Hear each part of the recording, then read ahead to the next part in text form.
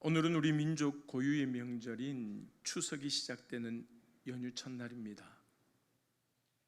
이미 가족들을 만나신 분도 있고 만나러 가실 분들도 있을 텐데 아무쪼록 지금껏 못다한 얘기도 나누고 맛있는 음식도 드시며 즐겁고 복된 시간이 될 수 있기를 바랍니다. 또 그 와중에 이렇게 주의 전에 나와 먼저 예배를 드리는 하나님의 백성들 가운데 하나님께서 복과 은혜를 더해 주실 줄로 믿습니다. 여러분 혹시 이 사진을 본 적이 있으십니까? 사진 한 장 띄워주실래요? 네, 나란히 앉아있는 식구의 등판에 아빠의 등에는 아내 말을 잘 듣자, 엄마 등에는 주는 대로 먹어라, 어린 아들의 등에는 나도 언젠간 쓸모가 있겠지 라는 재미있는 문구가 쓰여 있습니다.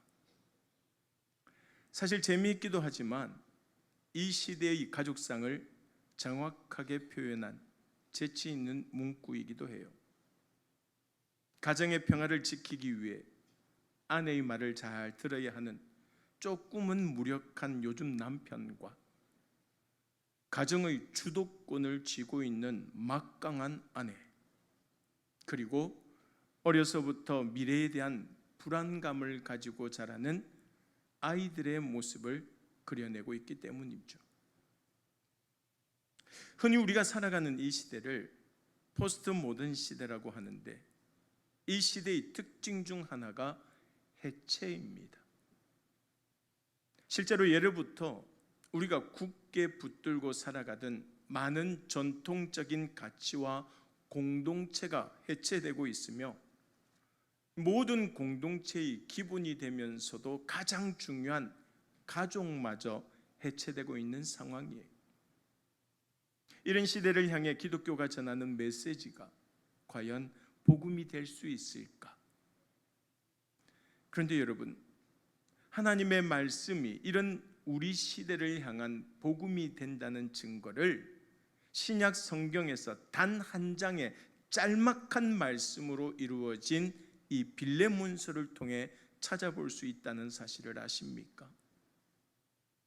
1세기 소아시아 골로새 지방에 살던 매우 부유하고 유력한 인사였던 빌레몬은 사도 바울의 전도를 받아 그리스도인이 되었습니다.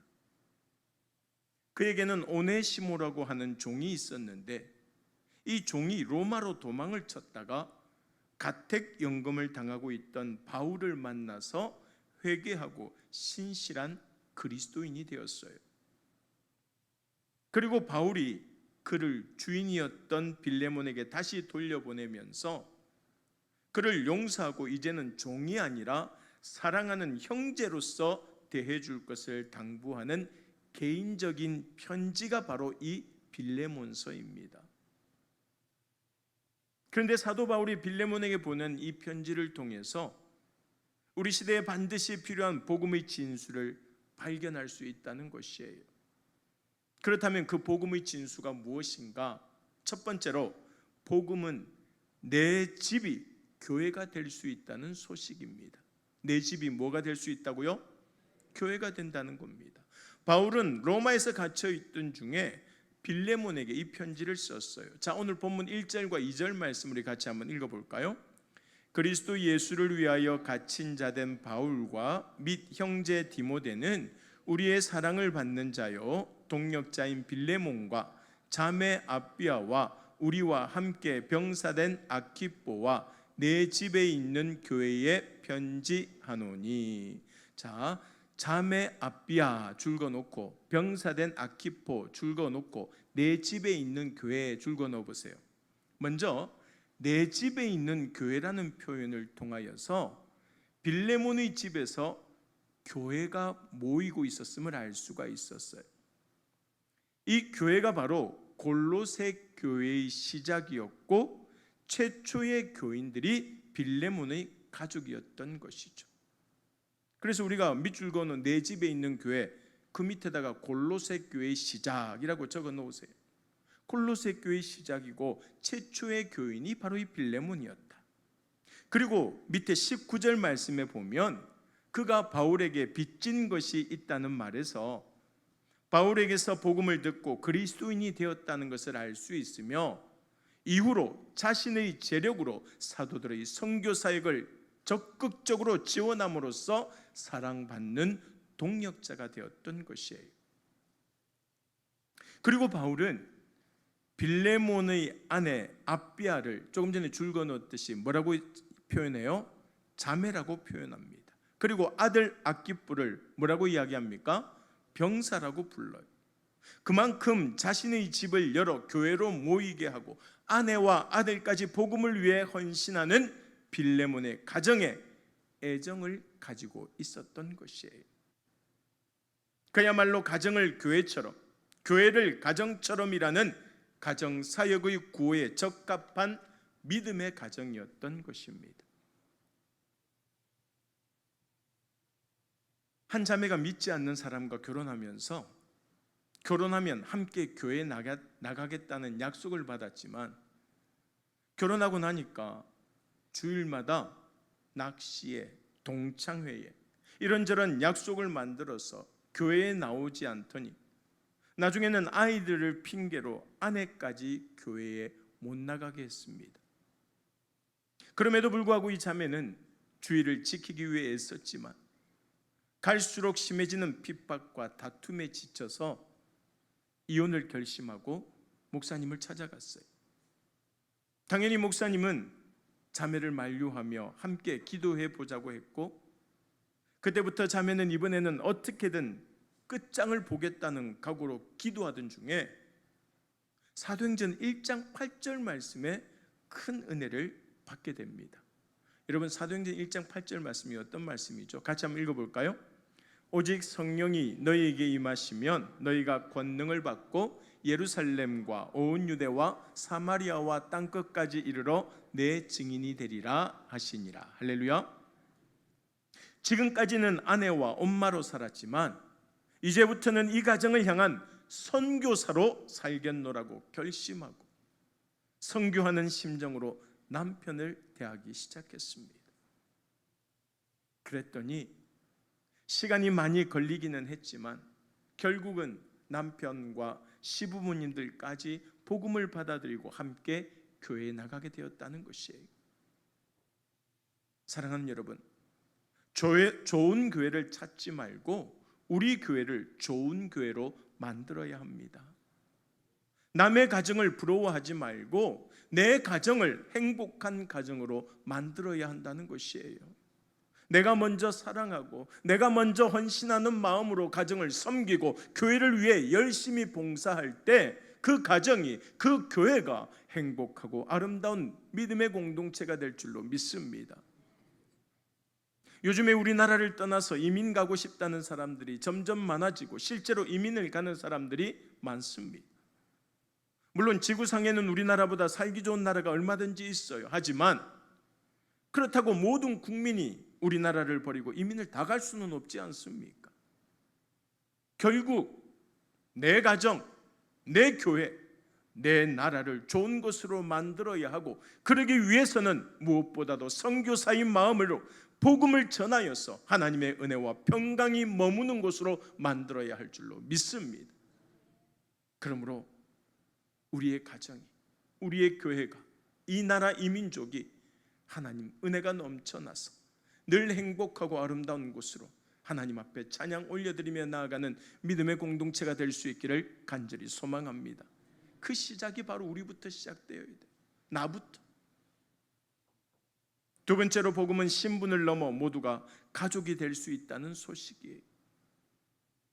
오늘날에는 맞벌이를 위해서 자녀를 낳지 않거나 자녀 대신 애완동물을 키우거나 아예 결혼을 하지 않고 혼자 사는 1인 가정도 늘어나면서 전통적인 가정의 형태가 급속도로 무너지고 있습니다. 그렇다면 우리는 이런 시대에 더 이상 성경적인 가정을 기대하기 어려운 것일까? 사실 많은 가정이 해체되고 있음에도 불구하고 사람들은 여전히 가족에 대한 갈망을 가지고 있어요. 그래서 교회가 그들에게 가정과 같은 울타리가 되어 주어야 한다는 것입니다. 그러기 위해서는 사도 바울과 같이 신분이나 재력이나 권력을 초월하여서 모든 사람을 하나님 안에서 형제, 자매로 대하는 새로운 가족관을 가져야 한다는 것이 오직 복음의 능력으로 말입니다. 바울이 빌레몬서를 쓰게 된 계기가 빌레몬의 종이었던 오네시모라는 사람 때문이 아닙니까? 그것도 오네시모가 주인에게 재산상의 손해를 입히고 로마로 도망쳤던 것인데, 바울을 만나서 회개하고 신실한 그리스도인으로 거듭나자 바울은 그를 갇힌 중에 낳은 아들이라고 말합니다. 자, 빌레몬서 1장 10절 말씀 우리 같이 한번 읽어볼까요? 갇힌 중에서 낳은 아들 오네시모를 위하여 내게 간구하노라. 전혀 가족이 아니에요. 하지만 영적으로 만나 그 오네시모를 자기의 자녀 삼았다는 것입니다. 그리고 다시 빌레몬에게 그를 돌려보내면서 이제는 종이 아니라 이는 내 아들이니 너에게도 형제로 대해달라는 것입니다. 자, 16절 말씀 같이 한번 읽겠습니다. 이후로는 종과 같이 대하지 아니하고 종 이상으로 곧 사랑받는 모로 형제로 둘 자라. 내게 특별히 그러하거든 하물며 육신과 주 안에서 상관된 내게랴. 보세요. 당시에 노예가 예수님을 영접하면 그 노예 역시 하나님을 아버지라 불렀습니다. 그렇다면 하나님을 아버지라고 부르는 그 노예나 주인이나 뭐가 되는 거예요?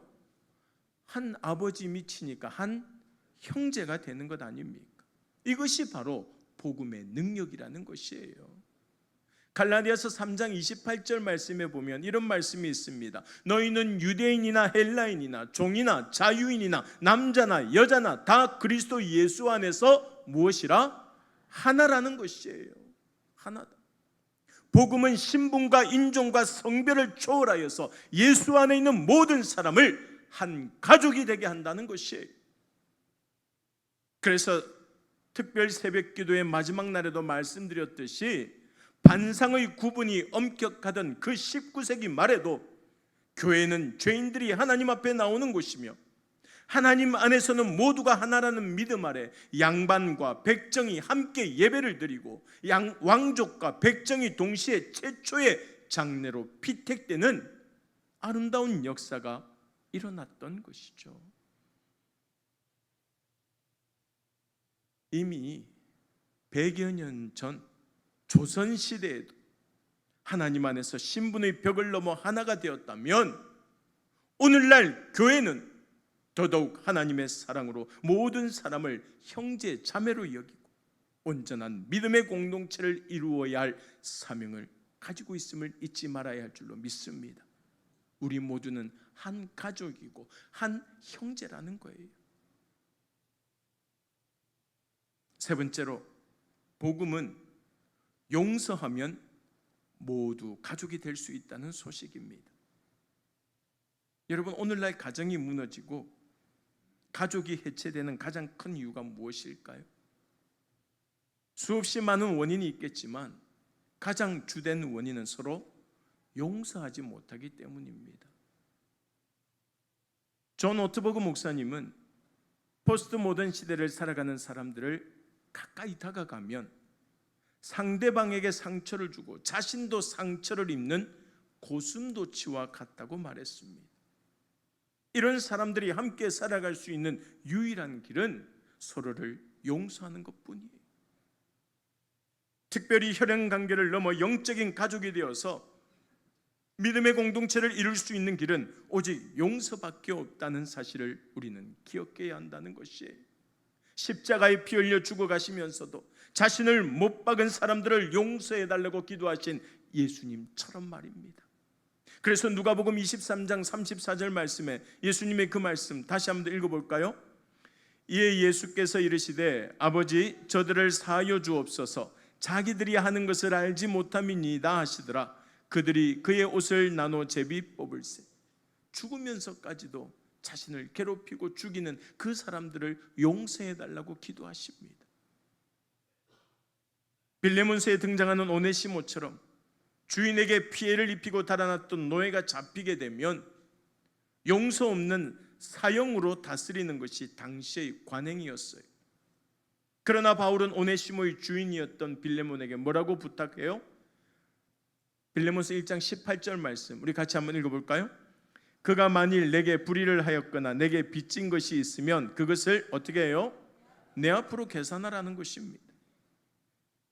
예수님께서 우리의 죄값을 다 갚아주셔서 우리가 용서받고 구원받았듯이 빌레몬이 겪었을 불이나 경제적인 손해가 있다면 자신이 대신 갚겠으니 자기를 봐서라도 오네시모를 용서하고 받아달라고 부탁하고 있는 것입니다. 결국 바울은 이 일을 통하여 하나님과 하나님의 은혜로부터 도망친 무익한 죄인인 우리와 그 사이에서 중보자가 되어주신 예수님에 관해 이야기하고 있는 것이에요. 다시 말해서 우리를 자녀 삼아주신 하나님의 은혜와 우리의 죄를 대신하여 십자가에 달리신 그 주님의 사랑을 받았기에 우리도 남을 용서하고 사랑해야 한다는 것입니다. 이것이 바로 빌레몬서가 개인적인 서신에 머물러 있지 않고 세상 모든 사람에게 복음이 되어서 오늘까지 전해져 오는 이유예요. 그러므로 자신이 당한 불의는 절대 참지 않고 자신이 손해본 것은 10원짜리 하나까지도 다 받아내야 직성이 풀리는 사람들을 주님처럼 그리고 바울처럼 우리가 먼저 이해하고 용서하고 사랑함으로써 믿음의 가죽을 이루어가기에 힘써야 할 줄로 믿습니다. 근데 여기서 우리가 반드시 기억해야 할 것은 한 번만 용서하는 것이 아니라 날마다 용서하고 끝까지 용서해야 한다는 것입니다. 그리할 때 주 안에서 함께 기쁨과 평안을 누리는 진정한 가족이 되고 나아가서 하나님 나라를 위해 마음과 뜻과 힘을 모으는 동력자가 될 수 있는 것이에요. 그래서 예수님께서도 주기도문을 통하여서 날마다 하나님께 양식을 구하듯 서로를 용서하라고 말씀하시잖아요. 마태복음 6장 11절에서 12절 말씀입니다. 우리 같이 한번 읽어보겠습니다. 오늘 우리에게 일용할 양식을 주시옵고 우리가 우리에게 죄 지은 자를 사하여 준 것 같이 우리 죄를 사하여 주시옵고. 날마다 우리가 먹고 마시듯 용서하라는 것입니다.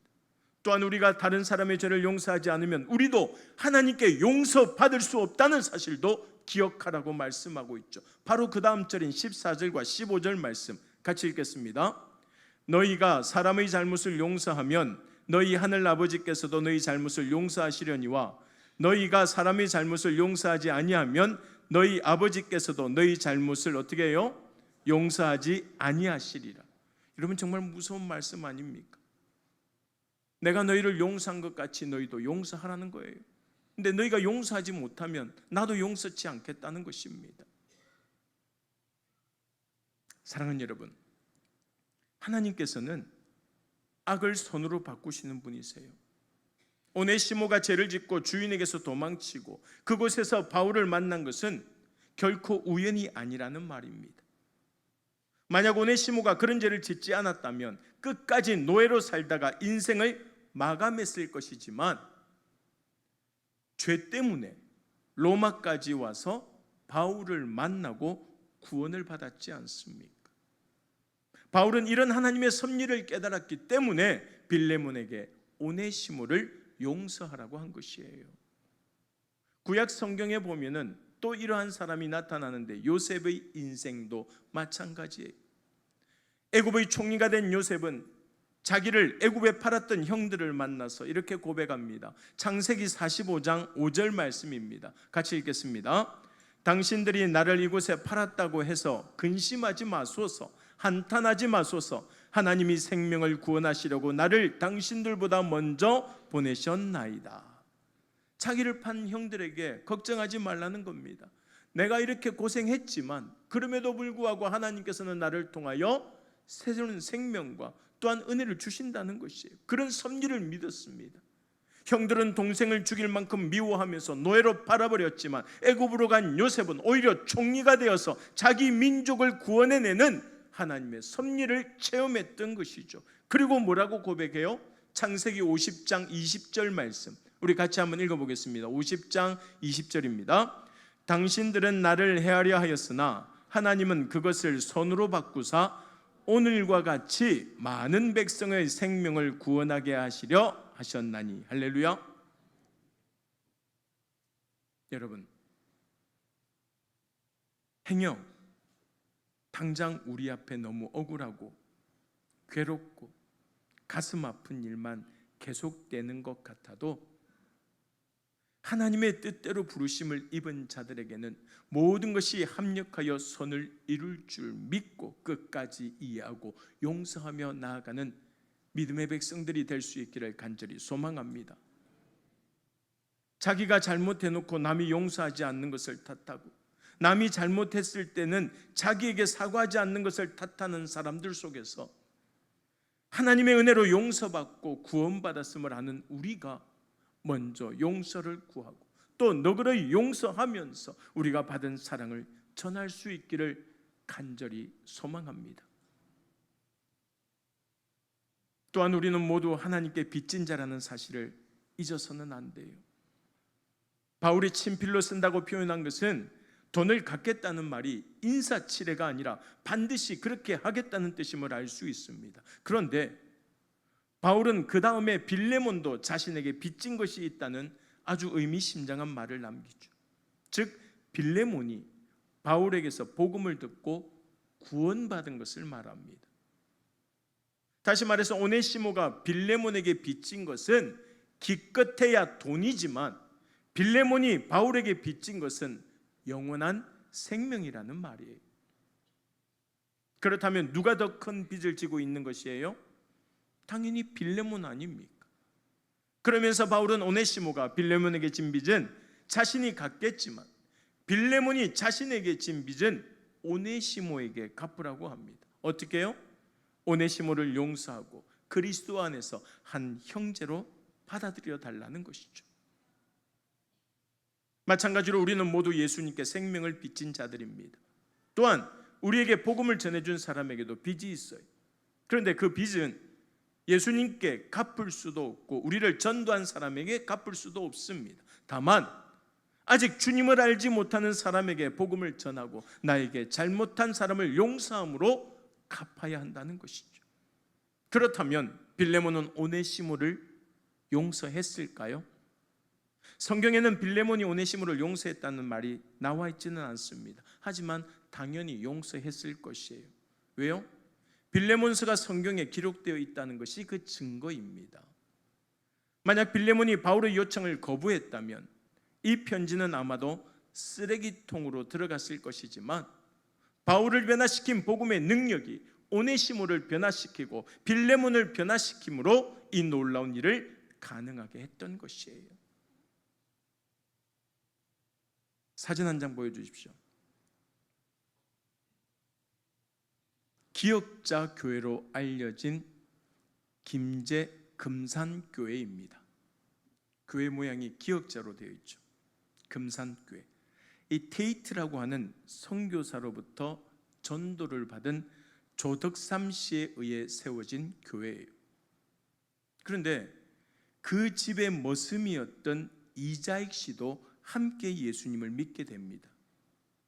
시간이 흘러 교회가 점점 커지고 교인이 50명쯤 되었을 때 장로 투표를 했는데 머슴인 이자익 씨가 피택이 되어버린 거예요.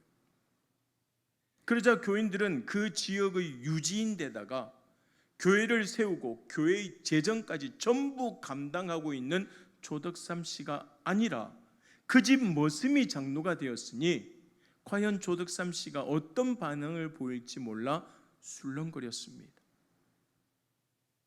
그때 조덕삼 씨가 앞으로 나와서 정말 훌륭한 사람을 장로로 뽑았다고 하면서 자기도 이자익 장로를 잘 받들어 열심히 교회를 섬기겠다고 말했어요.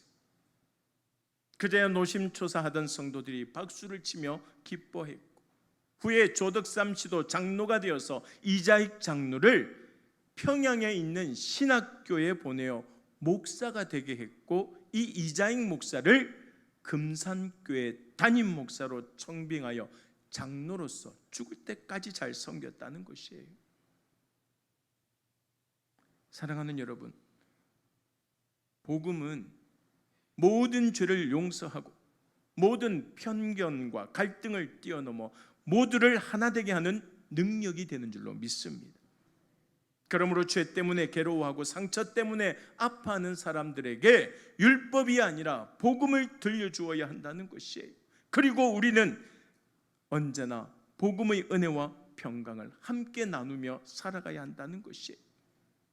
특별히 오늘처럼 온 가족이 한자리에 모이는 시간을 통해서 우리 같은 죄인을 용서하시고 사랑하신 예수님의 은혜를 함께 나누며 하나님 안에서 더욱더 평안하고 복된 믿음의 공동체로 거듭나는 우리 간만의 모든 가족들이 다 될 수 있기를 주님의 이름으로 간절히 소망합니다.